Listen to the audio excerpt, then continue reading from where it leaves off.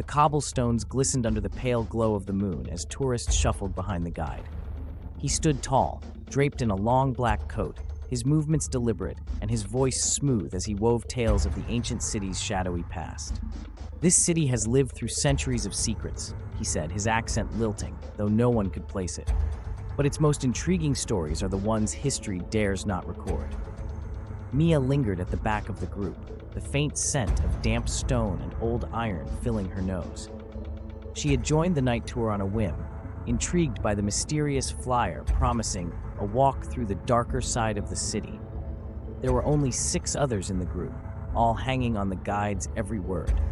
As they moved deeper into the old quarter, the streets grew narrower, the buildings leaning in like curious onlookers. Gas lamps flickered, their weak light barely penetrating the thickening mist. "This street," the guide began, stopping at an alley where the air seemed colder, was once the site of disappearances so frequent that locals named it La Ruelle des Ombres, the Alley of Shadows. They say those who entered at night never returned. The group exchanged uneasy glances. Mia glanced behind her. The path they had come down was now cloaked in mist, erasing the way back. "Are you all right, miss?" the guide asked, his dark eyes catching hers.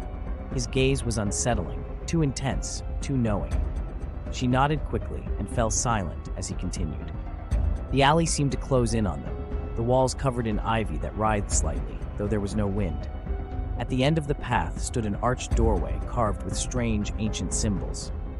The guide gestured toward it, his smile revealing unnervingly sharp teeth. "This," he said, "is the gateway to the true heart of the city. For those willing to explore its secrets, it will welcome you." One of the tourists chuckled nervously. "What's inside?" The guide's smile widened. "A life unlike any you've ever known. An eternity to discover every shadow, every mystery." The door creaked open, revealing a staircase spiraling down into darkness. Mia felt a pull, a visceral, undeniable urge to step forward. The others hesitated, murmuring their doubts. "Only those truly ready may enter," the guide whispered, his voice now dangerously soft.